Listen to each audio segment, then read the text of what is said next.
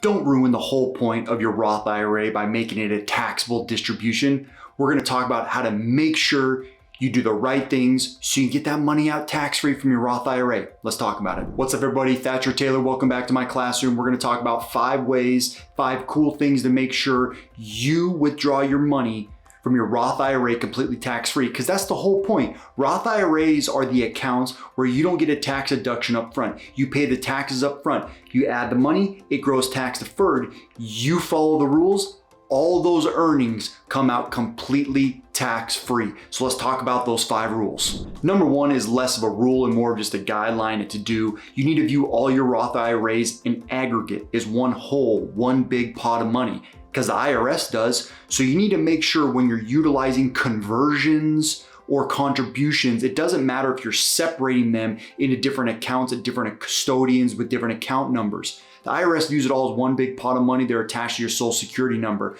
So make sure to aggregate your Roth IRAs and view them all as one Roth IRA. Number 2, you gotta follow the ordering rules. Now, here's what I mean. The IRS sets these ordering rules, so you gotta follow them. So when you distribute money from your Roth IRA, what comes out first are your contributions. Contributions come out first always. That's why Roth IRA is kind of flexible, is because you can always withdraw contributions completely tax-free, which is pretty cool. Number 2, as far as the ordering rules, number 2 under number 2 is conversions come out second in the ordering rules. So if you've done any Roth conversions, that money's gonna come out second, any converted dollars. And then third are the earnings. Earnings are always gonna come out third in a Roth IRA. So when you're tracking these Roth IRAs and you're making sure they operate properly, you need to understand those ordering rules and when money comes out. Number 3, and like I already mentioned before, I let the cat out of the bag, but sorry, contributions are always tax-free, no matter what. Why? Because you already pay taxes on them. The IRS isn't that mean. You make contributions to a Roth IRA over the years, that money gets to come out tax-free. Specifically contributions where you take cash outside of IRAs that's in a taxable brokerage account or in your bank account, and you add that money as a contribution. And I stress the word contribution because contributions and conversions are not the same thing. I know you just think it's semantics, but it's specifically 2 different things. Contributions and contributions come out tax-free always. And those contributions is regardless of age too. So if you're thinking 59 and a half, it doesn't matter before or after, contributions always tax-free. All right, number 4, this is a big one. So we talk a lot about 5-year rules with Roth IRAs, but there's a couple. And number 4, we're gonna talk about the 5-year rule for conversions, especially under the age of 59 and a half. So let's say you do a conversion. You have pre-tax IRA dollars, let's say $100,000, and you take that $100,000 out of your IRA and put in the Roth IRA. The IRS allows you to do that. That's called a conversion, not a contribution. That's a conversion.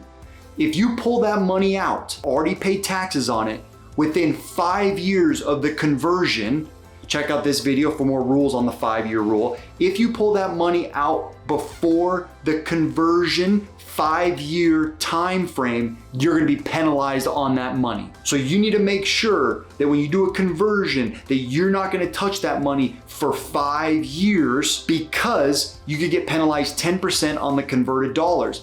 After age 59 and a half, this goes away because now you've met the after age 59 and a half rule, or maybe you've had some other exception. There's a list of exceptions with Roth IRA distributions. But remember, conversions, you gotta wait 5 years before you can pull that money out, or the converted amount that you already paid tax on, you're gonna get a late penalty, an additional penalty, of 10%. All right, number 5, earnings in Roth IRAs are not taxed if you've met the age 59 and a half rule or some other exception, and you've held your account for 5 years. So now I'm talking about this separate 5-year rule for contributions, but essentially the contribution is there's one 5-year rule that you've opened your account, you've had your account open for 5 years. So as long as you met that, which most people have, and you've met the age 59 and a half limit, you can withdraw your earnings tax-free. Some other exceptions of the 59 and a half are dead, disability, first-time home purchase, some things like that as well. So I guess the last piece of the puzzle is make sure to distinguish the difference between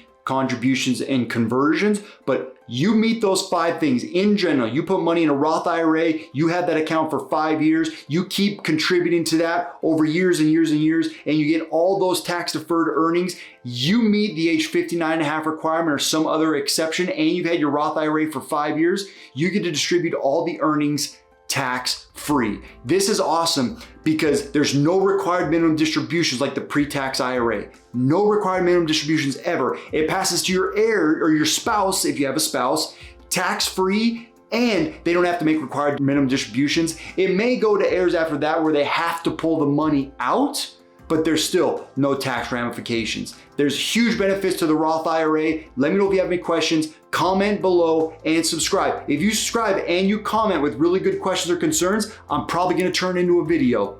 Thanks for watching.